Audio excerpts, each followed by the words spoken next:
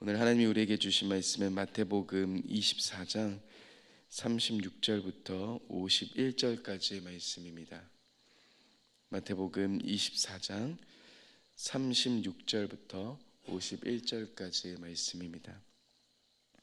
마태복음 24장 36절부터 51절까지의 말씀, 제가 한 절, 여러분들이 한 절 교독하며 읽겠습니다. 그러나 그날과 그때는 아무도 모르나니 하늘의 천사들도 아들도 모르고 오직 아버지만 아시느니라. 노아의 때와 같이 인자의 임함도 그러하리라. 홍수 전에 노아가 방주에 들어가던 날까지 사람들이 먹고 마시고 장가들고 시집가고 있으면서 홍수가 나서 그들을 다 멸하기까지 깨닫지 못하였으니 인자의 임함도 이와 같으리라. 그때 두 사람이 밭에 있음에 한 사람은 데려가고 한 사람은 버려둠을 당할 것이요 두 여자가 맷돌질을 하고 있음에 한 사람은 데려가고 한 사람은 버려둠을 당할 것이니라. 그러므로 깨어 있으라. 어느 날에 너희 주가 임하는지 너희가 알지 못함이니라. 너희도 아는 바니 만일 집주인이 도둑이 어느 시각에 올 줄 알았더라면 그 집을 뚫지 못하게 하였으리라. 이러므로 너희도 준비하고 있으라. 생각하지 않을 때에 인자가 오리라. 충성되고 지혜 있는 종이 되어 주인에게 그 집 사람들을 맡아 때를 따라 양식을 나눠줄 자가 누구냐. 주인이 올 때 그 종이 이렇게 하는 것을 보면 그 종이 복이 있으리로다. 내가 너희에게 이르노니 주인이 그의 모든 소유를 그에게 맡기리라.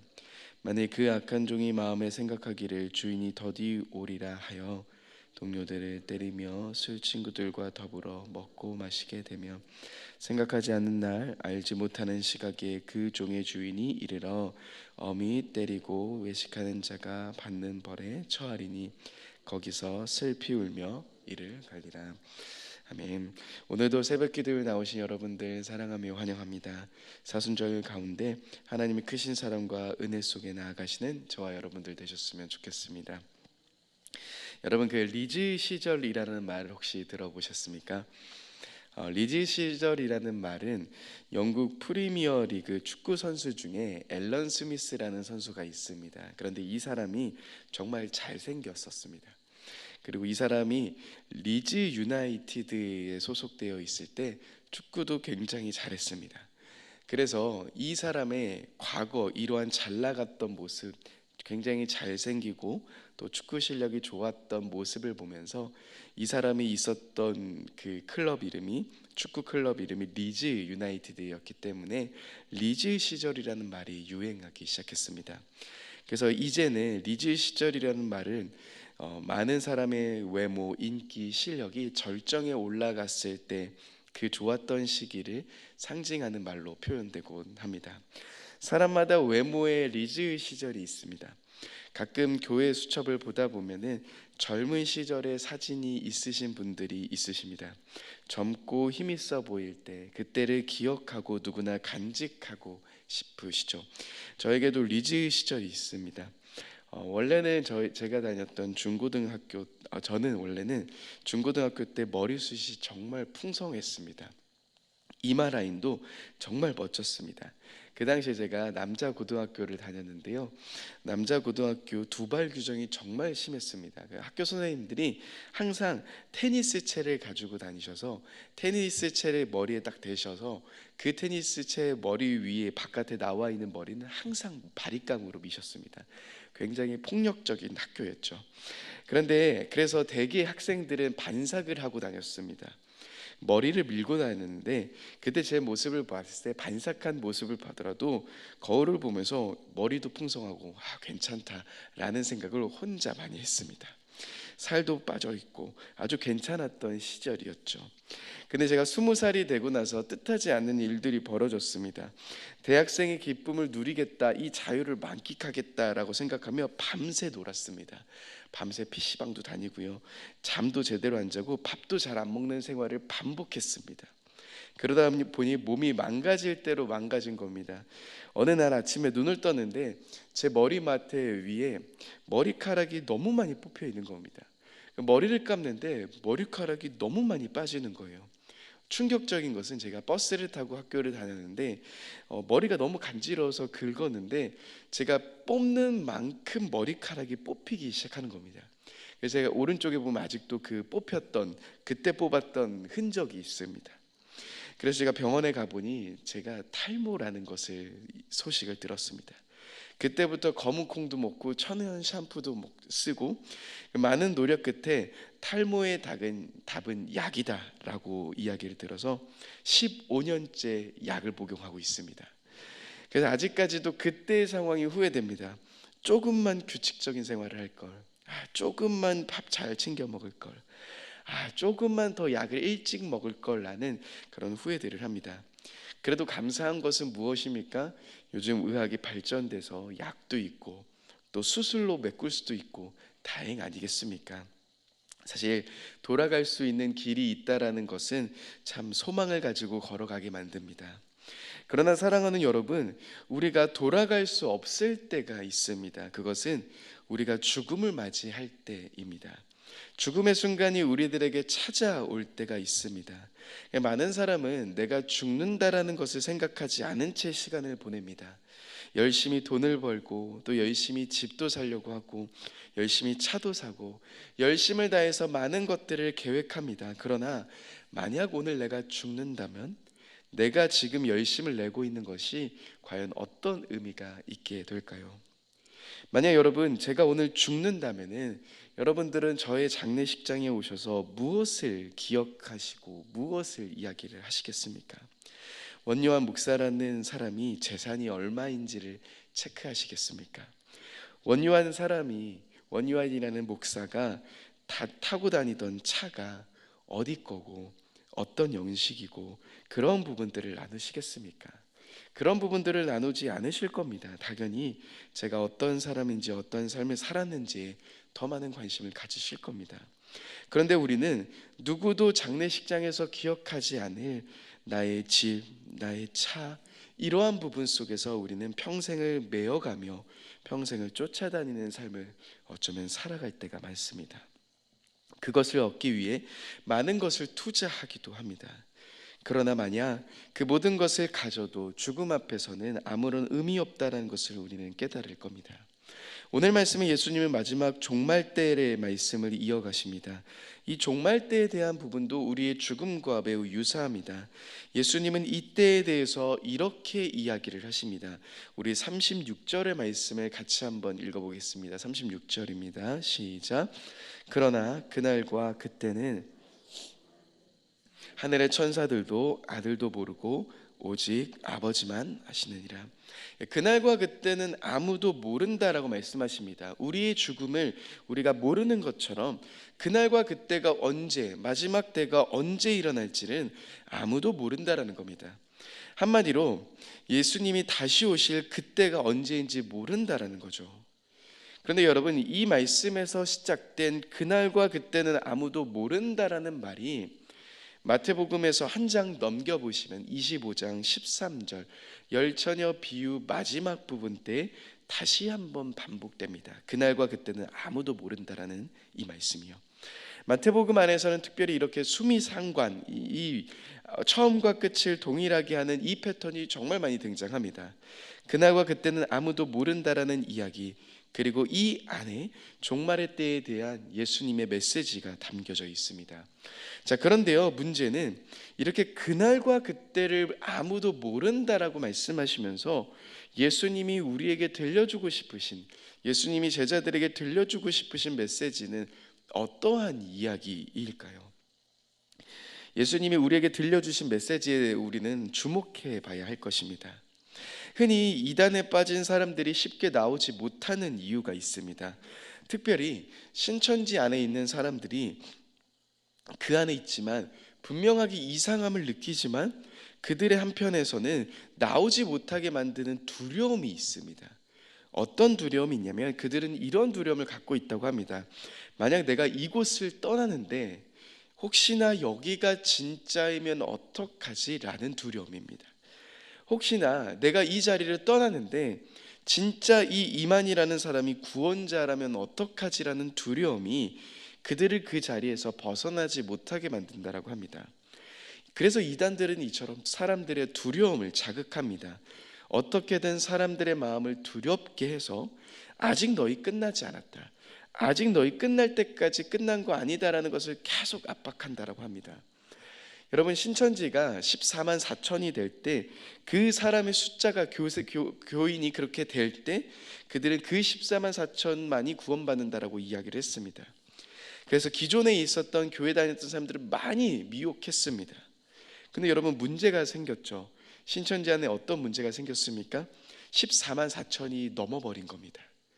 교인이 14만 4천이, 수인도 수가 14만 4천이 넘어버렸을 때 분명히 그들은 14만 4천만 구원받는다고 했는데 문제가 생깁니다. 그래서 어떻게 합니까? 사람들의 마음을 더욱더 두렵게 합니다. 그래서 그들은 이러한 작전을 세웁니다. 그 안에서 신천지에서 보는 시험 90점 이상 맞아야지만 14만 4천 안에 들을 수 있다라는 이야기를 하기 시작합니다. 그래서 14만 4천이 넘자 이러한 두려움들을 주면서 자극합니다. 또한 그 다음에는 헌금을 얼만큼 내야 된다, 그 다음은 또 몇 명의 사람들을 데려와야 한다라고 하면서 계속해서 어떻게든 두려움 속에서 벗어나지 못하게 만드는 것, 이단이 주로 사용하는 수법입니다. 그렇다면 예수님도 이 종말의 때를 이야기를 하면서 우리에게 두려움을 주시기 위해서 이야기를 하고 계시는 걸까요? 야, 너희 그날과 그때를 알지 못한다, 그러니 너희 두려워하면서 떨고 있어야 할 거야 라는 것을 이야기하고 싶으신 것일까요? 그런데 예수님은 오늘 이 종말의 때를 말씀하시면서 42절에서 이러한 이야기를 꺼내십니다. 우리 42절의 말씀을 같이 한번 읽어보겠습니다. 시작. 그러므로 깨어 있으라, 너희가 알지 못함이니라. 예수님이 이 종말의 때를 말씀하시면서 이야기하시는 것은 무엇입니까? 너희가 그날과 그때를 알지 못하니까 깨어 있어라 라고 이야기를 하시는 겁니다. 주님이 언제 오실지 모르니, 그날과 그때가 언제인지 모르니 두려워하면서 떨고 있어라가 아니라 너희가 깨어 있어라 라고 이야기를 하시는 겁니다. 그리고 그 위에 말씀에 어떠한 예를 들려주고 계십니까? 바로 창세기에 나오는 노아의 방주에 대한 이야기를 들려주십니다. 여러분, 노아의 방주 이야기 우린 너무나도 잘 알고 있습니다. 방주를 짓기 전까지 사람들은 노아를 비난했습니다. 하나님의 말씀에 순종하며 사람들의 비난 속에서도, 비가 전혀 올 것 같지 않은 상황 속에서도 노아는 하나님의 말씀을 신뢰하면서 자신의 삶 속에서 방주 만드는 작업, 이 준비를 계속했습니다. 그때 사람들은 비난하죠. 흥청망청 먹고 마십니다. 그들은 장가도 듭니다. 시집도 갑니다. 그러면서 하나님의 말씀대로 준비하고 있었던 노아를 향해 손가락질합니다. 야, 이 날씨에 무슨 방주냐, 이렇게 큰 방주 왜 만드냐라고 하면서 손가락질을 합니다. 그런데 어떻게 됩니까? 비가 내리기 시작합니다. 그리고 그 비로 인해 세상은 다 잠겨버립니다. 하나님의 말씀에 순종하며 걸음을 걸어갔던 노아, 깨어서 하나님의 말씀대로 준비했던 노아만이 하나님의 구원을 보게 됩니다. 이 비유를 말씀하시면서 예수님은 제자들에게 이렇게 이야기하시는 겁니다. 깨어 있어라. 여러분, 그러니 깨어 있어라라는 말씀은 두려움 속에서 벌벌 떨고 있어라라고 이야기하시는 것이 아닙니다. 준비하고 있어라라고 말씀하시는 겁니다. 우리가 이 땅에서 가지지 못하고 있는 것, 가지고 가지 못할 것을 위해서 나의 모든 삶을 준비하고 나의 모든 에너지를 준비하는 것이 아닌 하나님의 말씀대로 이 땅에 다시 오실 주님을 기다리며 그 마지막 때를 준비하며 깨어서 하나님의 말씀대로 준비하고 있어라라고 이야기를 하고 계시는 겁니다. 그러면서 이 말씀은 도둑에 대한 이야기로도 이어집니다. 여러분, 도둑이 언제 올지 모르니 우리는 도둑이 올 것을 미리 걱정하고 벌벌 떨고 있어야 합니까? 사실 우리는 누구도 그렇게 하지 않습니다. 도둑이 미리 올 것을 미리 떨고 있지 않습니다. 그런데 예수님도 당연히 그렇게 이야기를 하십니다. 이 도둑에 대한 메시지 역시도 우리가 준비해야 되는 것에 포커스가 있습니다. 노아가 방주를 만들면서 미리 준비한 것처럼, 도둑이 올 것에 대해서 미리 준비하며 집을 갖고 가야 하는 것처럼 우리의 이 땅의 삶에서도 그 마지막 하나님의 때를 바라보며 준비하고 있어라라는 말씀이신 겁니다. 자, 그렇다면 여기까지 왔다면 우리 안에 자연스럽게 이러한 의문이 들 겁니다. 그렇다면 우리는 무엇에서 깨어 있어야 하고, 그렇다면 우리는 어떠한 준비를 해야 할까? 당연히 이러한 물음이 들 수밖에 없을 겁니다.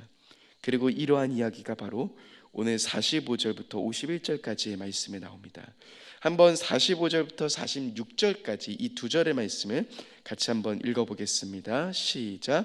충성되고 지혜 있는 종이 되어 주인에게 그 집 사람들을 맡아 때를 따라 양식을 나눠줄 자가 누구냐?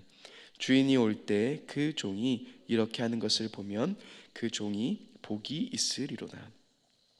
여러분, 이 말씀에서 갑자기 등장하는 것은 어떠한 상황입니까? 종과 주인에 대한 이야기입니다. 새 번역을 보면은 좀 더 분명하게 이렇게 이야기합니다. 주인이 종에게 이렇게 부탁합니다. 자기 집 하인들을 통솔하고 양식을 줘라라고 말합니다.